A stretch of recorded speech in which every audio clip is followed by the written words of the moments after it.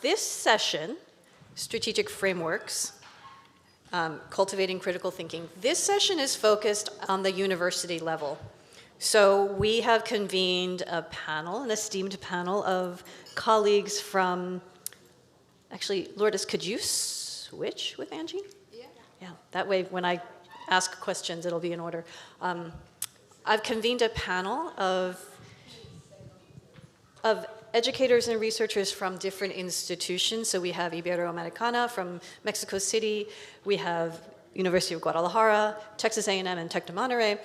And each of our panelists are going to be answering a series of questions. Some have slides that go along with it, but the way this will work was everyone will have 2 to 3 minutes to answer the questions, and we'll go in order in which you're seating, which is why I have you in this order.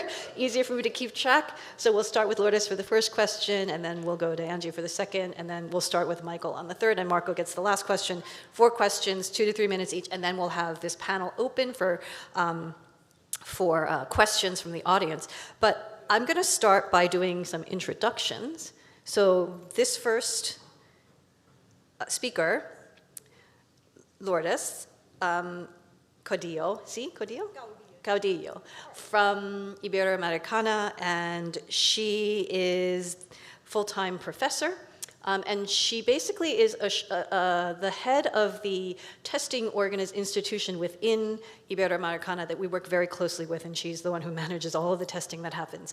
So I have a few slides. Do you want to just give some background about your program, about Iberoamericana in general? And then, hold on, microphone. This, and then for this side, yeah. And I have a slide for you. Yeah, here we go. Yeah, well, this is my presentation. Yes, I just have we're going to split the presentation slides. So just a little bit about. Yeah, don't worry. Okay. Yes. Yeah. Hello, good morning. As Doris said, I'm the coordinator of evaluation of assessment learning in Universidad Iberoamericana. And this program belongs to innovation, sorry for my English, it's not really fluency, but I'm going to try my best. This program belongs to Innovative Education Department. And in this area, we are trying now to impulse the university for do curriculum assessment more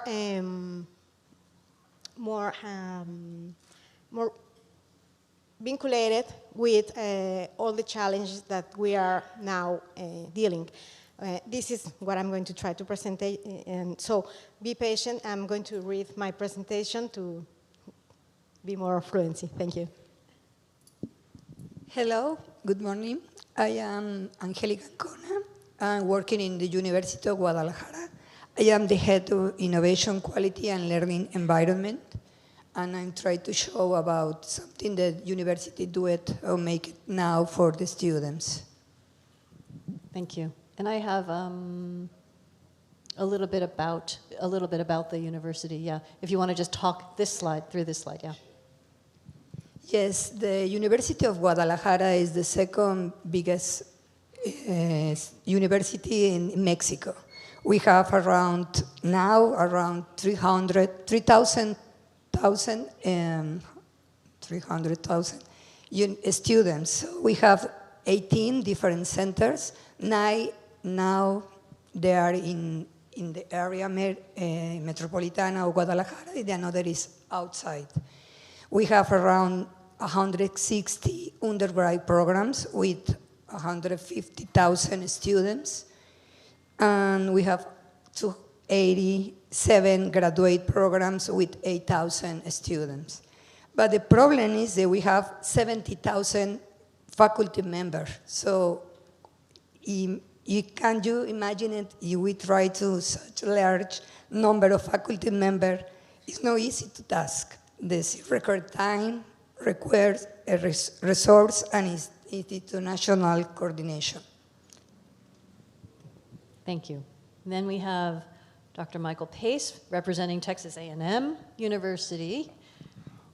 Hola, mi nombre es Miguel. Lo siento para mi español es muy malo. I think so. So yes, I'm Michael. I'm representing Texas A&M, specifically the Mays Business School. We have about 7,400 total students in the business school, roughly 70,000 students on our main campus, and we're one of 19 agencies under the Texas A&M umbrella. So slightly lower numbers, but we're all crammed into the one city with all of that. So. And then we have Marco, of course, but you can do an introduction. Exactly. Well, you might not need one. exactly. I don't. Well, I mean, I'm just very briefly. I'm Marco Fernández. I'm a professor at the School of Government, where I direct the education initiative with equity and quality.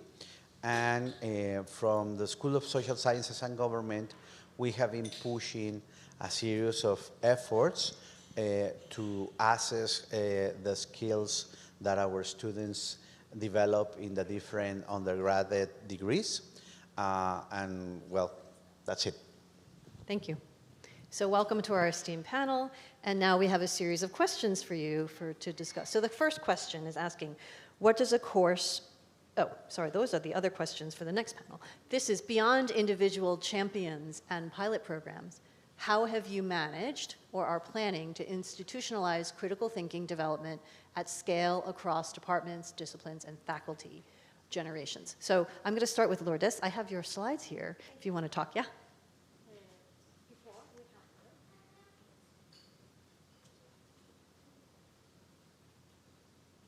Yes, yes.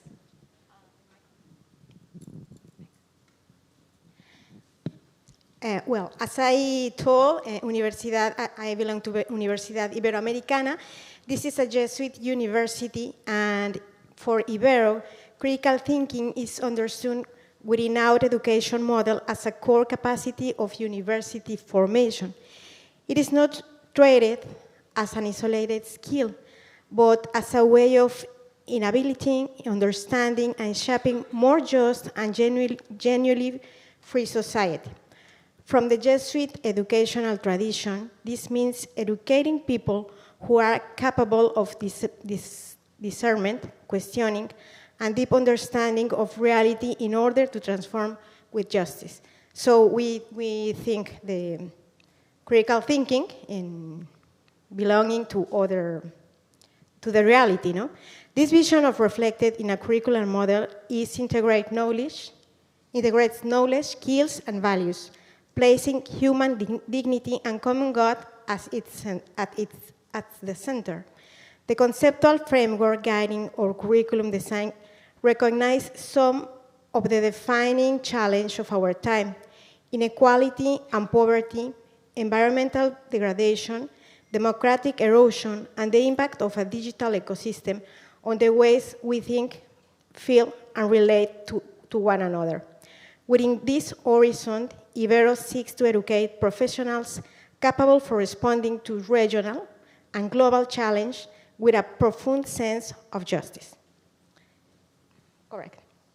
So in this framework, competence at Ibero are understood as ability to integrate and mobilize knowledge, skills, values, and principles in the responsible resolution for complex problems.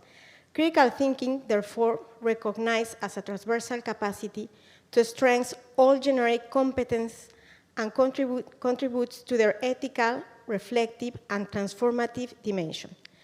As you see, we have here all the competencies that now we have in our curriculum, and all of these have in the critical thinking. For example, linguistic and logical mathematical communication, the critical thinking sustains critical reading and argumentation. Within social professional leadership, it supports ethical problem solving oriented toward the common good. Digital competence, it promotes the critical evaluation of information and the responsible of use technologies. It also fosters the reasoned assessment of alternative in creativity, innovation, and entrepreneurship. informed dialogue and deliberation in collaborative work, critical analysis of reality and in integral humanist commitment, ethical reflection and self-awareness in discernment and responsibility, and critical understanding of the civilization crisis within the sustainability competencies. So as you see, all of these competencies are really rooted in the critical thinking. And this is the core of our curriculum. The next, and I finish with this. In the context of artificial intelligence, it's okay. In addition of all these competences, we have three cross-curricular themes that are interculturality, gender, and sustainability. These topics across all the curriculum, even the competences that I told. So our proposal is to cultivate critical thinking in a transversally thought university education across disciplines, across these three topics. At the same time, it is an ambitious and complex project to sustain and monitor, as I will discuss in the next. And for you, Angie? Yeah. How is this the process? Thank you. In the University of Guadalajara, the approach of developed critical thinking is not a single course. It's activity that we do process. We are gradual institutional process. The third dimension is in the institutional management. This means the create conditions that allow critical thinking to become part of university culture. Many teachers or members, faculty members, they didn't know it about the critical thinking. They asked, why? Why we try to teach to the student critical thinking? So first, for us, it's so important to the faculty members start to understand that name, because if they not do it, the student is difficult to do it too. The means in the first dimension, the institutional management, is create conditional to allow critical thinking to become part of university culture through policy, conditional mechanisms, support, structure, and institutional strategy that give a continuity this effort. The second dimension is the curriculum transformation. Critical thinking needs to be intentionally embedded in the curriculum design, learning outcomes, course activities, and assignment. The goal is not only the student receive information, but they learn to analyze problems, compare perspective, use evidence, and apply knowledge to real-world situations. And the third dimension is teaching and learning practice. This is where the process becomes visible in the classroom. Faculty play a central role through activity methodologies, discussing problem-based learning case, student projects, and another strategy to encourage students to the question, reason, argument, and make information decision. Only when the three dimensions work together can we move to cultivate the critical thinking in the students. Thank you. So for Michael, I'm going to go back to the questions so the audience has it. Here we go. Oh, what did I do? There. Oh, you have a mic. It just emerged. Yeah. I think Marco has it in Oh, his he pocket. hid it. Yeah, back to the... So I'll start by saying, and this is my opinion more than my university, but in America, teaching critical thinking is not very popular at the moment. And I think we have to acknowledge that.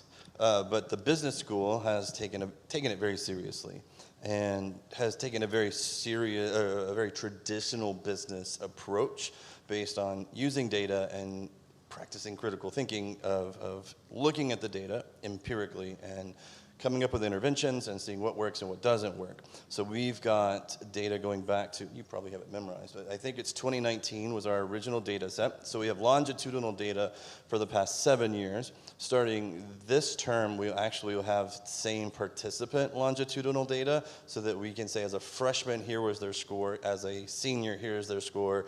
Hopefully in the next couple of weeks, we'll hear from CGAI and say, yes, it was a positive change, no, it wasn't a positive change. And so our approach beyond champions and stuff like that is really letting the data drive it. And that helps when, in a couple of questions you ask about resistance. We also have used that data to inform a curriculum review across the entire business school to question what are we teaching, why are we teaching it, how are we teaching it, and looking at, a student shouldn't say, hey, this course taught the exact same thing as this course taught the exact same thing as this course, because there's a pedagogical issue there of why am I taking the same course 3 times even though we're calling it 3 different numbers. So the dean's office, and Dr. Shannon Deere has been just a saint, to be honest, has taken this very, very serious to say, what's a golden thread that the entire program could have from start to middle of the program to the end of the program, that we are constantly embedding critical thinking in each and every course and looking at how each course touches another course, so that all of us are involved in that critical thinking process. Yeah, that's like the gold star program. You guys get the gold star for that. Mike, make sure you tell Shannon I did good. Yeah? Marco? Well, I'll share what we are doing at the School of Social Sciences, because obviously there is a larger institutional effort. I mean, one of the key elements for us is precisely, since our provost explained, when we change the education model, one of the first things that our back dean, Alejandro Poire, asked us is, let's have an internal assessment if we are really developing the different skills that the model claims to be doing. And by coincidence, when we started that effort, we also had the opportunity to assess those same skills among the last generation of the previous model to see if there were differences. And when the pandemics took place, one of the things that we were able to document was that, yes, there were learning losses, but the learning loss among our students from the previous model was higher than the students on the new model. No? So that was a first sign of hope that there were things that we were doing correctly. Then is when we sum the part of, we add the part of CLA Plus with the idea of having an additional instrument that could be also a reference for an international comparison. We find out, because we have a very good relationship with our colleagues of Universidad de Guadalajara, that there was a pilot of using that in Universidad de Guadalajara, so that gave us hope, and then we found out that the Ibero was also going to do something like that. With the results, both, the first task was to share the data with our academic dean and the regional deans, because we are a large university, so we needed to identify in a, and here I want to be very, how to say this, cautious. We believe in the evaluation with a formative purpose, not with a punitive perspective. So this was very important, because given that we were going to have regional results and by campus, I knew perfectly well that there was going to be the temptation that the deans, regional deans, were going to react with the results, because not all the undergrad degrees and not all campuses were having the same results. And we explained it, and we said, please, let's be mature, all of us, that this is informative to try to identify what do we need to do to improve learning.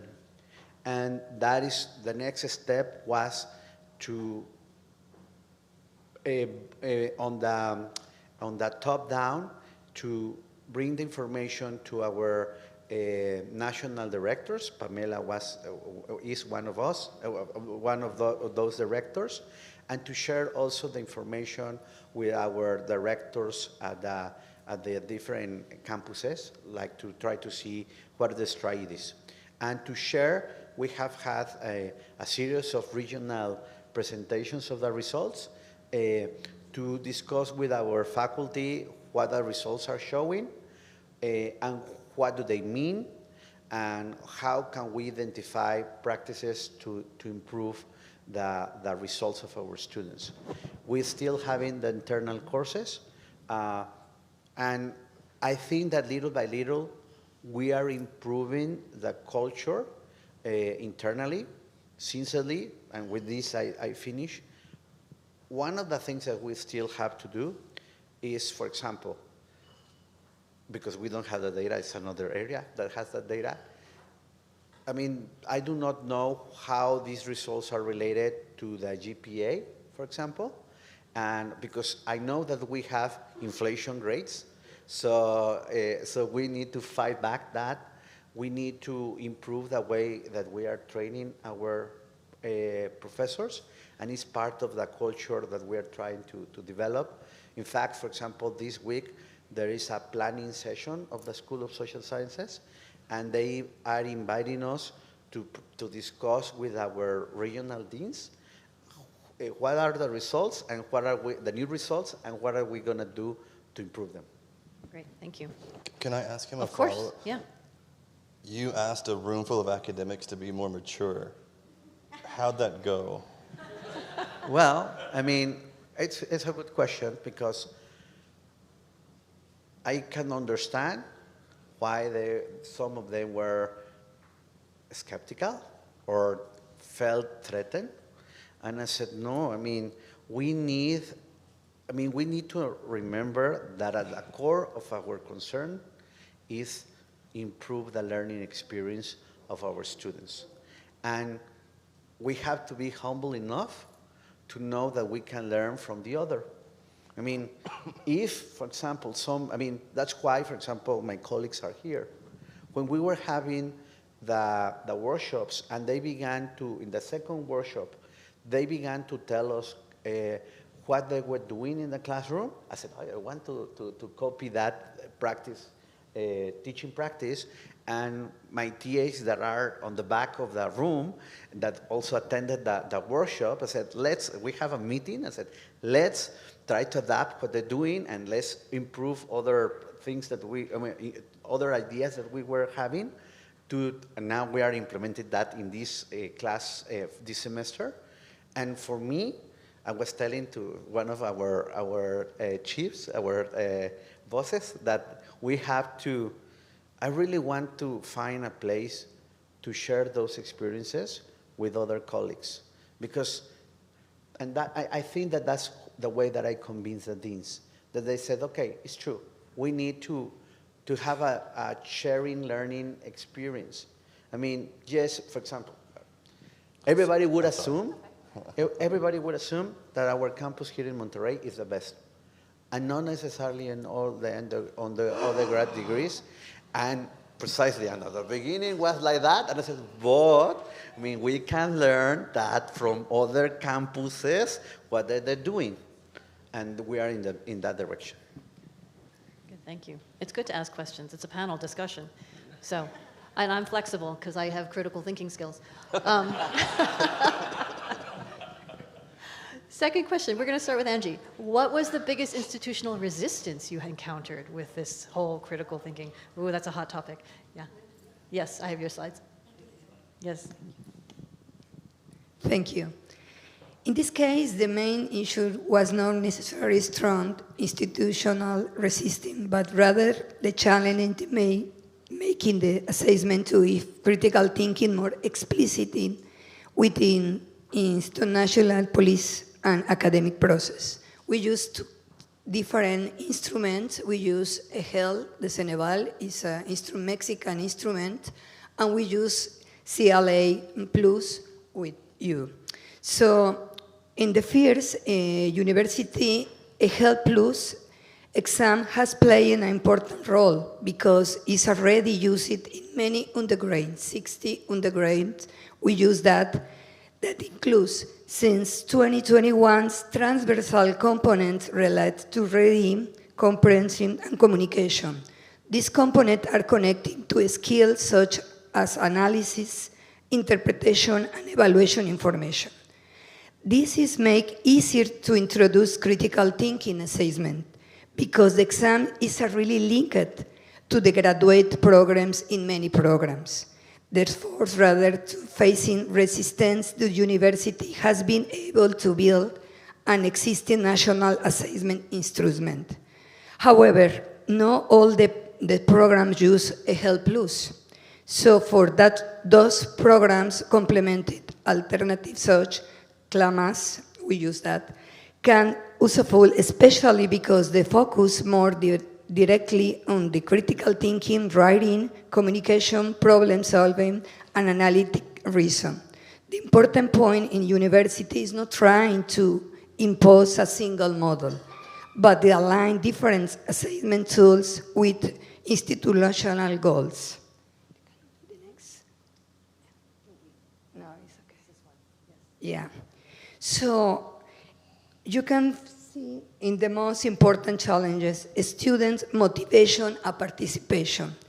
In the case of a Health Plus, students offer clear benefits because they get a grade with this exam. With another, it's more difficult to the student do it. It do it really in the same that you always, we say, you have to do it because this is good for you and for the university because we have some instrument to say or to know how we are.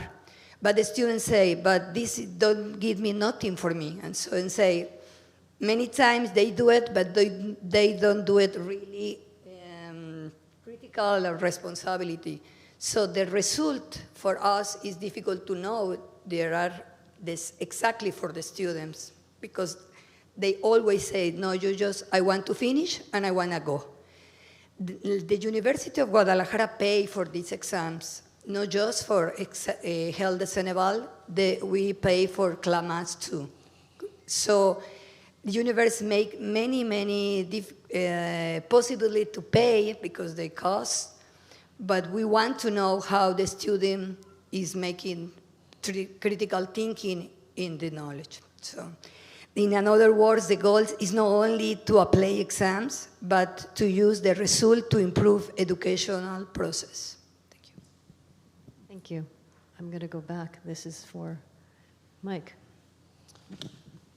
I think we all agree change is hard. And so I know at least one faculty member who is using the same slide deck now as they were using 20 years ago, and things have changed. When I teach about sustainability and the triple bottom line, people are amazed that the bottom line is a 1400s accounting principle. And so I think when we say change is hard, I think in academia it's even worse. Like we don't want to change. We're the experts in our field. And so there was some pretty interesting resistance, not to the idea of teaching critical thinking, but to the idea of changing. And I will say that the Office of the Dean that was responsible for the critical thinking effort, the first question had the phrase champion, and champion was absolutely key. And having like the patience of Job, like just being the most patient person combined with the most consistent message. We're not changing what we're doing. This is the new thing. And then Mike, my colleague from A&M, mentioned this yesterday, the amount of passion, and it goes to something you said, Marco, about we are here for a reason. We're not teachers and academics because we want to be rich and famous.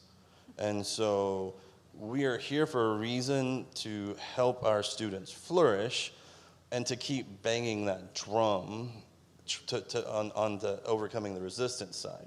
And then we supported all of that with, here's all of the data.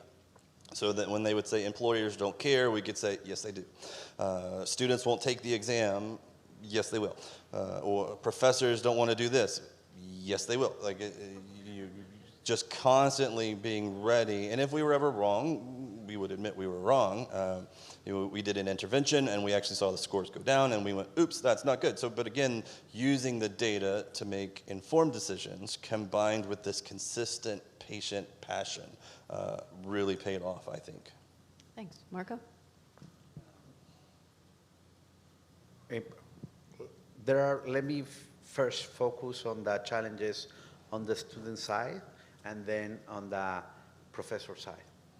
On the student side was like to convince them that they have to take seriously the exams, both the internal and the CLA plus exams. Because at first we noticed for the second round in the internal assessments, if the assessment was not part of their final grade of one subject, they would begin to answer some of the questions randomly.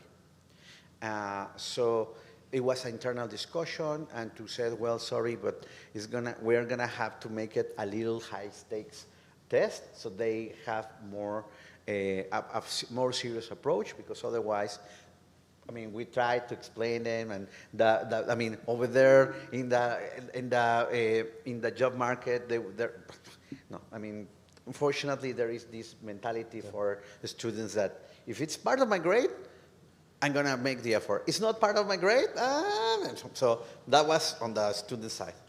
On the faculty side, adding to what my colleagues have mentioned, the most important part was to convince some of them. Now I'm convinced that we cannot convince everyone, but we need to identify champions of change. So those champions of change can share what they're doing, and maybe some of my colleagues, out of shame, will say, well, maybe I should be adapting what the others are doing.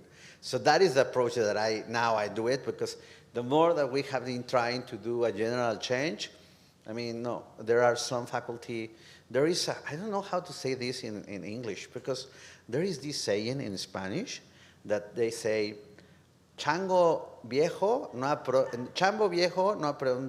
maroma nueva. I don't know how you say that in English. You got that, Doris? But I'm sure that chango viejo sí puede aprender maroma nueva. In other words, an old chimpanzee can really learn a new movement, because this idea that an old chimpanzee cannot learn something new, sorry, but I think that is BS. That always we can have an opportunity to learn and to improve. So I'm trying to push in that direction, being realistic that some are going to be stubborn and they do not want to improve their teaching. Thank you. Exactly. Maybe. Lourdes. It's an old dog, new trick. Exactly. Okay. All right. Okay. Yeah, more than resistance, as my colleague said, we in front main challenge. So the challenge has been ensuring that what is envisioned in the curricular model truly takes place within students. Okay, we propose a complex curriculum, so how can we do now to be sure that it happens, no? Because this is a demanding and complex curricular proposal, the challenge has been to build a cohesive ecosystem of actions capable of making professional and human growth visible throughout the curriculum and across all disciplines, especially in relation to transversal capacity, such as critical thinking. No? So we began with this curriculum in 2020, and in 2021, we was wondering what kind of assessment could help us. So we make a research for this, and a first institutional initiative was to implementing the CLA plus assessment, and After an extensive review of different instruments, we identify CLA Plus, supported by OECD, as a one that aligned meaningfully with several of the competencies promoted by Ibero. The assessment was administered as a sample, not to all students, just a sample, the first semesters and near to graduation students, and was later repeated in 2022 and 2025. As Marco said, we have a gross result in 2022. In 2024, we get a better result, not a good result, but a better result. Sorry, yeah, no, the same. Yeah, 62 approve, get well, 42% no proficient, and the others, the proficient, yeah. So we have a statistical significant growth in between entry and graduation, but it's not, but it's small to moderate, it's not a big difference. In the latest application, as we see, is 76%. Critical thinking is growing, but evidence reminds us that the formation is an ongoing process. Yeah. The results showed statistically, building on this experience of CLAs Plus, in my area, educational innovation, launched a strategy of cyclical assessment inspired by, like PISA, monitoring models aimed at periodically evaluation competencies and transversal them in order to inform instructional curriculum and instructional decisions making. Yeah, and we began with 3 of our competences. We developed an instrument, we designed an instrument with experts, not only of at Ibero, but with experts of other institutions. And we have the first instrument is called ECOS, is evaluation of sustainability. Focus on this competence and design with the specialists of this file. This assessment explores capacities such as systemic understanding, prospective analysis, and the formulation of transformative solutions to complex socio-environment problems. The results reveal varying levels of critical integration of social, ecological, and cultural factors, as well as different degrees of systematic and prospective thinking. As you said, our students get this 6% advanced, 46 satisfactory, and basic 48. So this is a very interesting result for us to take some decisions to improve this competence. Next. At the same time, we developed an AI literacy assessment in collaboration with specialists from University of Bath and with UNESCO and other institutions.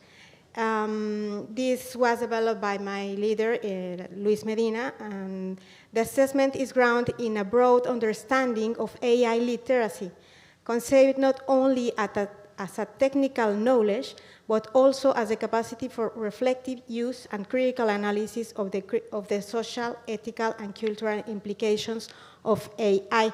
This is the competencies that this instrument has developed.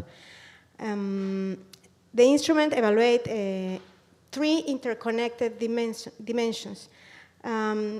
Functional is the capacity we use the AI in a in the normality. This is the first level. The second level is the technology, to know the algorithm and how does it works, the implication basis and all of this that this technology involved. And the third level is a socio-critical dimension. So this this is one of the topics that we are addressing to the new curriculum, as I'm going to explain in the next answer. Next. This was the results. So we are advancing well, to develop this instrument was very interesting for us because we learned what is literacy on AI. First, to try to teach how to use it, first we are trying to understand what we are talking about. And it's very interesting to learn. And this learning is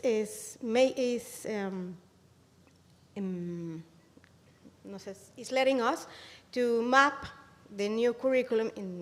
We are planning new curriculum for next years, and we are trying to identify all these three dimensions in the signatures, to say in what signatures we have to develop specifically one of these three dimensions.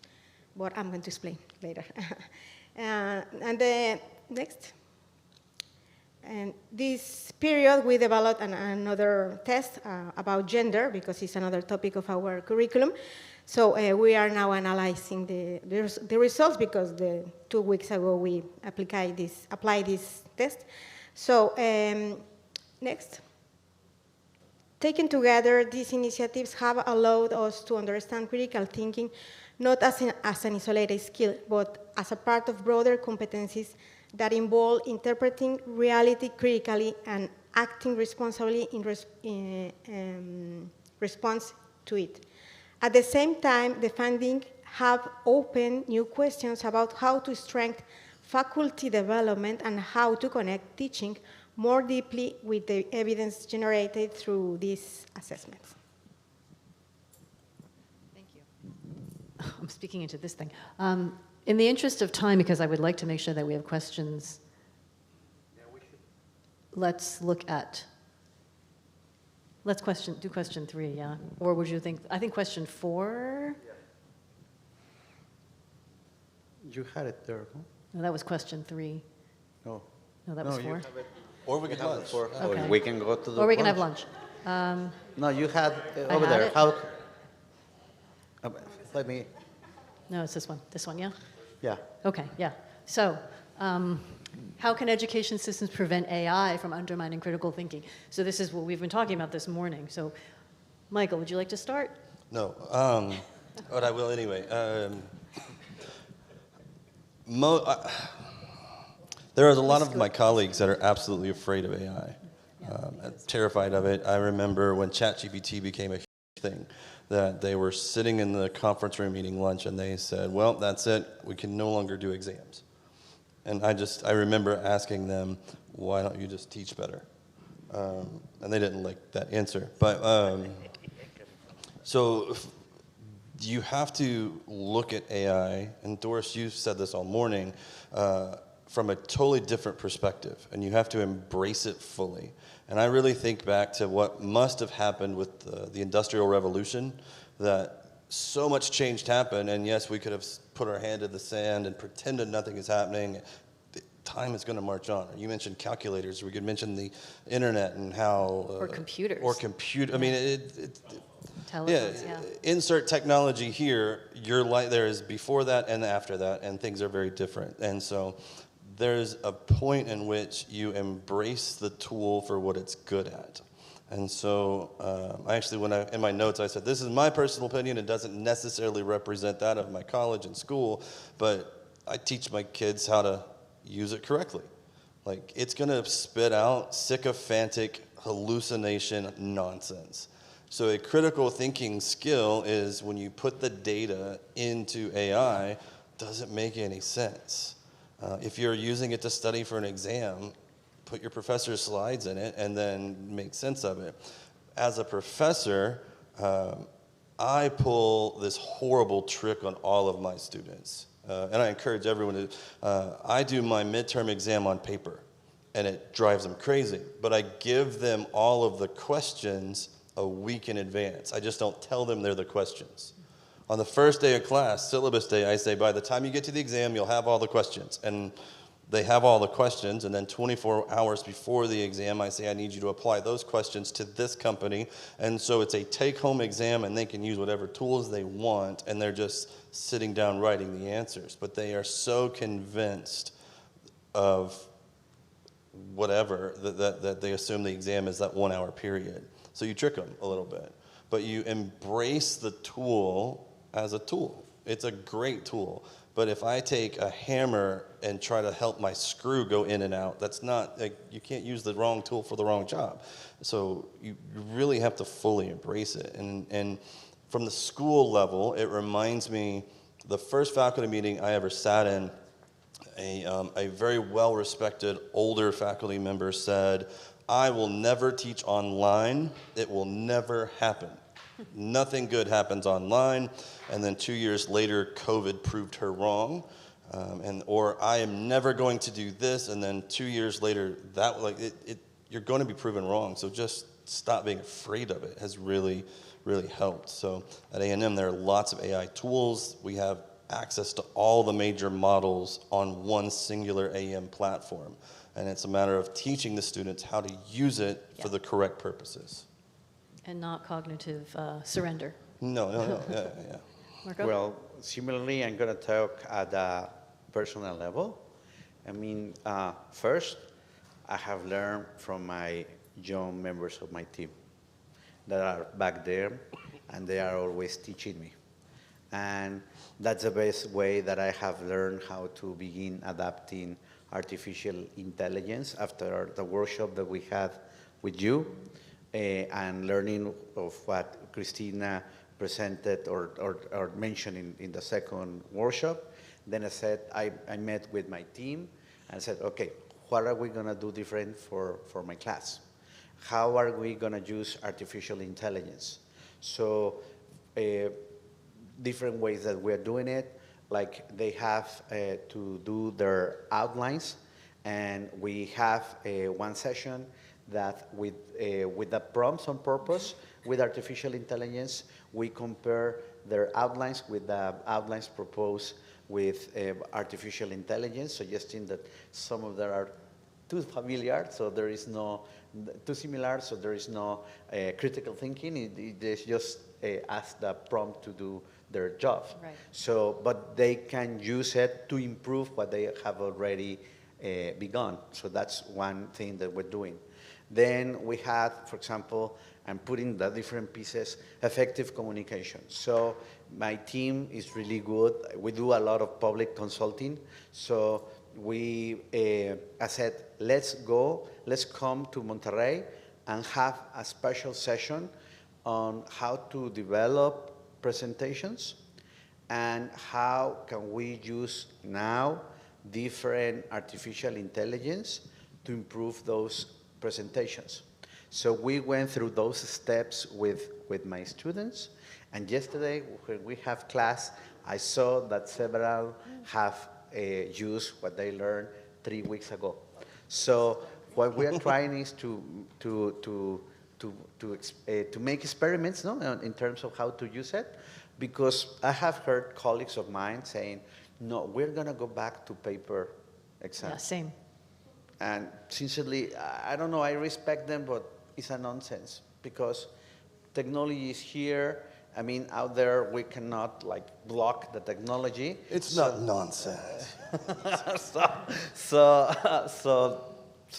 that's why I said, okay, let's adapt it. I'm learning it myself. I still have a lot of things to learn, but that is the only way that we can use artificial intelligence in a better way. I still try to emphasize the importance of critical thinking, and the way that I do it is through the interaction in my seminar, pushing them to identify the main idea of a reading, compare it with others.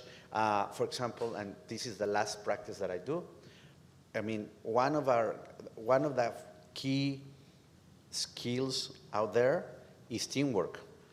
And you do not choose who is going to be the member of your team, no? So I assign random teams at the beginning of the semester, and they know that they have to make a presentation on, my class is political economy of development, so they have to make a presentation, one on inequality, one on corruption, et cetera, et cetera.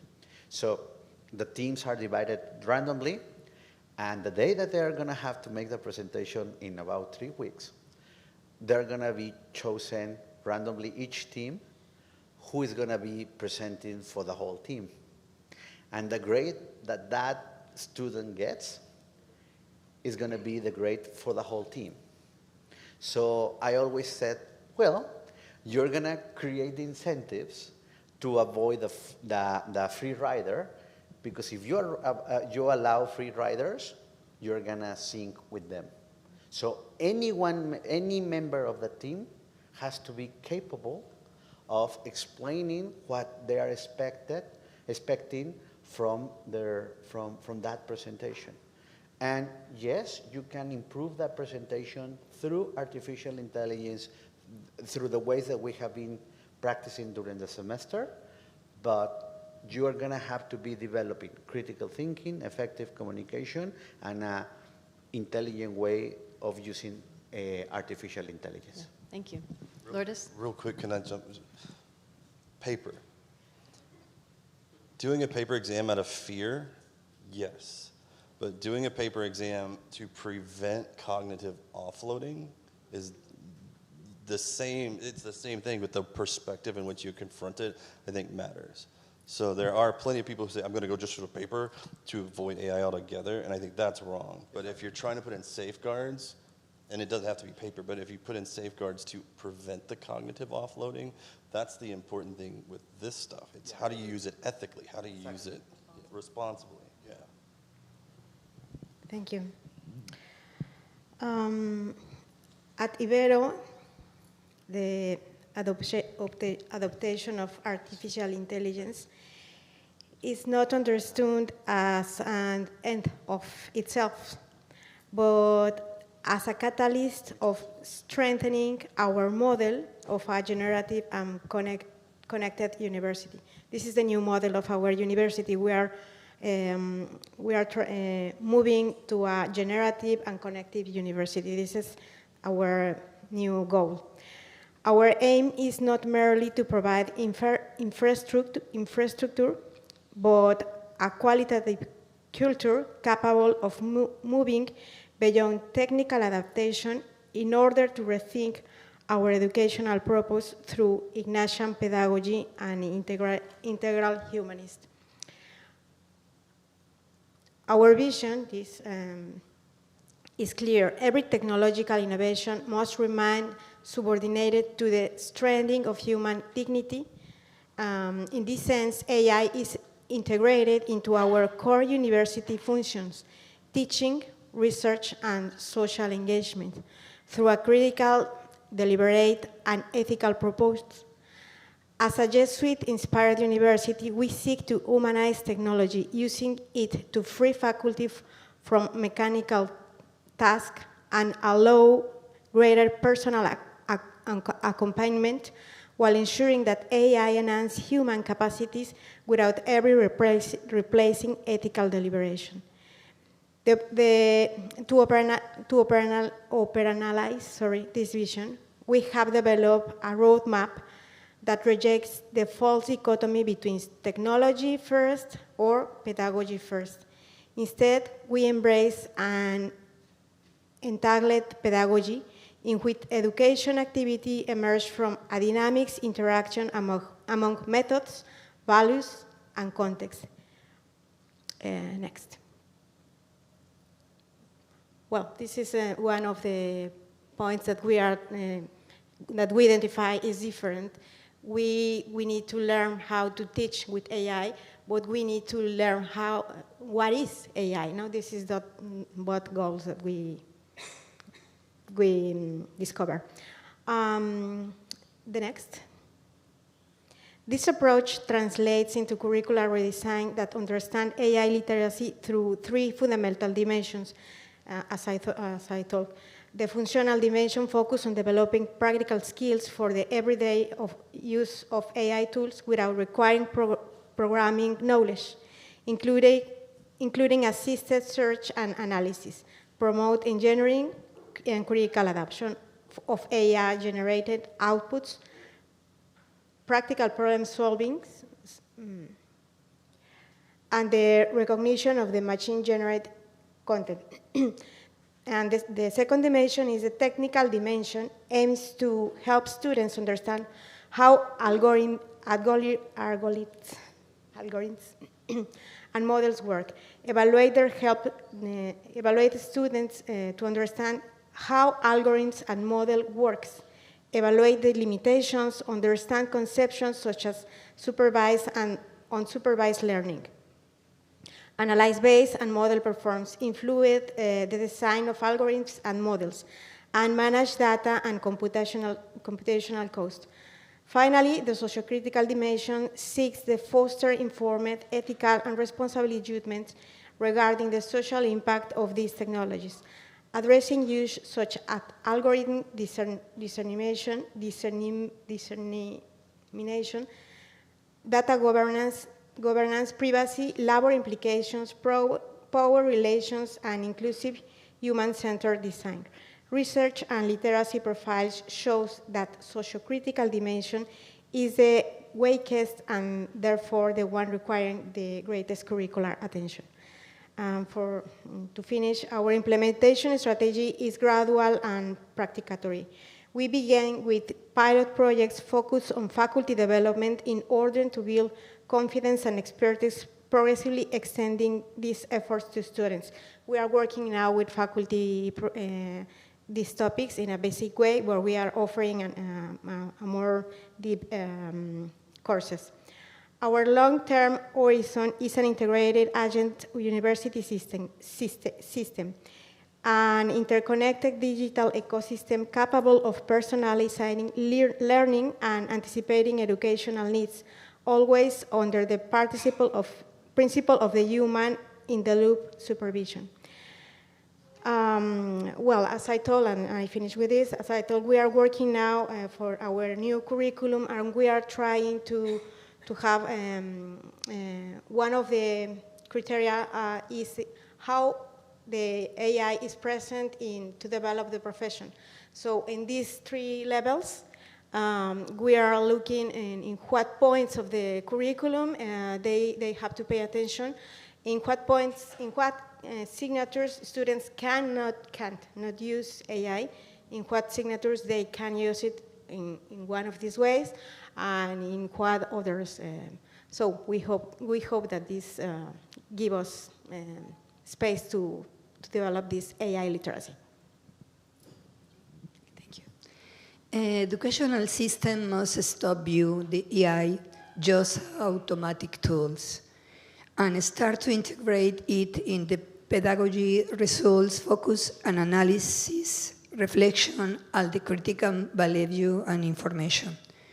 In the literature, many authors agree that the greatest risk is not the AI itself, but uncritical use of this output, since a student often accepts automatically generated information without questioning it, contrasting it, understand its limitation.